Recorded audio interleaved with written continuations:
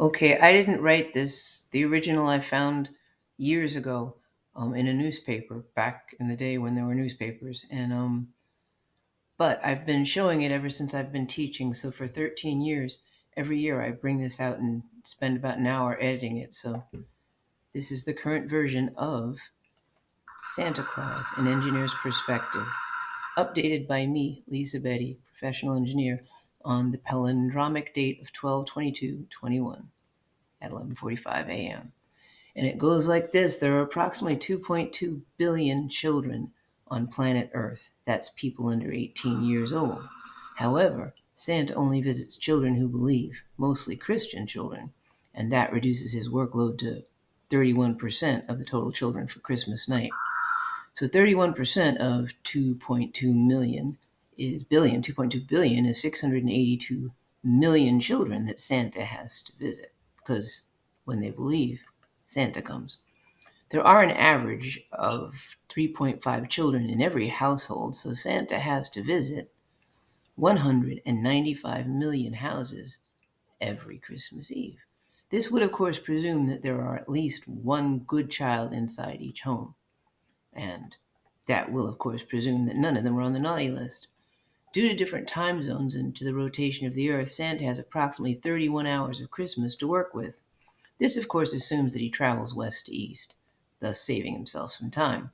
Using unit conversions, how many minutes does Santa have? He would have approximately 1,860 minutes. How many seconds is that? 111,600 seconds to work with. So Santa has to visit 195 million homes in 111.6 thousand seconds. How many houses per second is that? Simple calculation: Santa has to visit 1,746 houses per second. Okay, this means that for each Christian household with one good child, Santa has around 1/2000th of a second to land the sleigh, hop out, jump down the chimney, fill the stockings, distribute all the presents under the tree, eat the cookies, drink the milk, get back up the chimney, jump into the sleigh, and get on to the next house. That is 1/2000th of a second.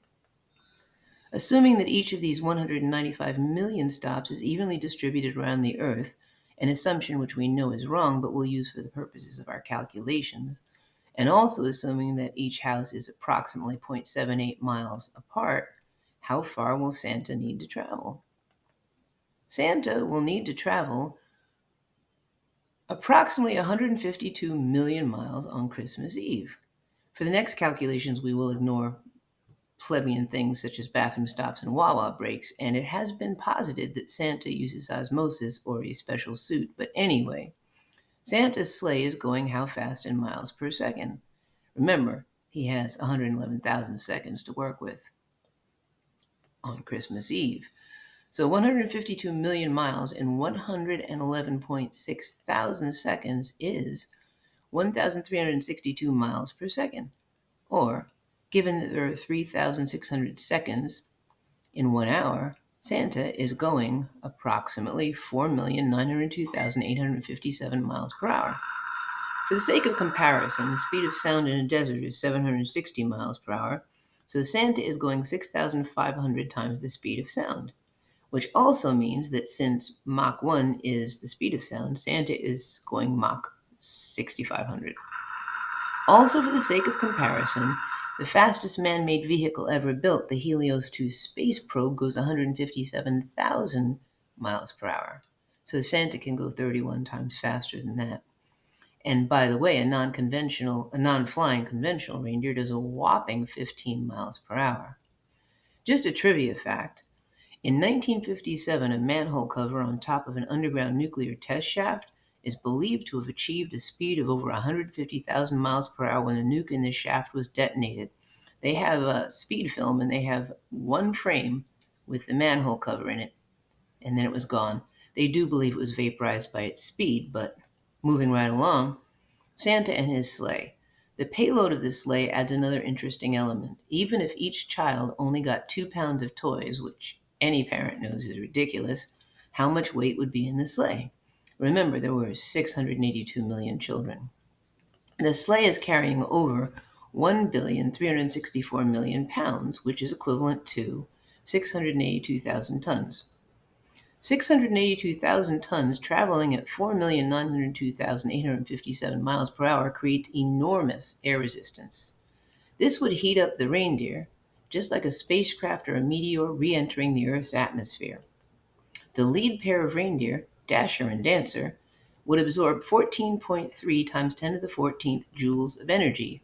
That's 14.3 thousand trillion, which is a really, really, really big number, per second each. For the sake of comparison, if a human gets punched with a force of 80 joules in the face, there's a 90% chance of death. Also, a lightning bolt contains 5 billion joules. So remember, Dasher and Dancer, who absorb 14.3 thousand trillion joules each, well, this means that they, Dasher and Dancer, would burst into flames almost instantaneously, exposing the reindeer behind them, Prancer and Vixen, to the same force of energy and creating deafening sonic booms in their wake. The entire reindeer team would be vaporized within 4.26 thousandths of a second, which is approximately the same time that Santa would reach the fifth house on his trip. Not that it matters, because Santa, remember Santa? As a result of accelerating from a dead stop to 4.9 million miles per hour in 1/2000th of a second, would be subjected to forces of 68 trillion Gs, which is 68 trillion G-force. This was calculated assuming that Santa can corner like a race car in the Texas Motor Speedway, a reasonable assumption. Santa would be pinned to the back of the sleigh by a force equivalent to 197.3 billion kilonewtons, which would instantly crush his bones and organs and reduce Santa to a quivering blob of pink and red and white goo. Therefore, if Santa did exist, he's dead now. And that was the way I ended that PowerPoint until 2017, amidst a lot of very upset students who would be like, no, Santa's not dead. And they were right, because I believe, and I know most of my students believe, and as long as people believe, Santa's going to be just fine. And I got all of the following information from the horse's mouth. Santa did not die, but he did have some hard times. The reindeer got a better job working for Amazon Prime. Mrs. Claus ran off with one of the elves, and things were looking grim. But Santa could feel us believe, and Santa got busy. He went to the gym and started working out with kettlebells, so now his body is G-force proof. And who needs reindeer? Santa got a new ride. This ride defies the space-time continuum, and under the hood it has 500 googolplex, which is a really big number, RDP, reindeer power. That's Santa's chauffeur, who needs reindeer. And Santa got on the internet, and he found Match.com. And Santa found a new, improved Mrs. Claus, and he married her. And she was me. And Santa is living happily ever after. Merry Christmas from the Demerly Betty family to yours.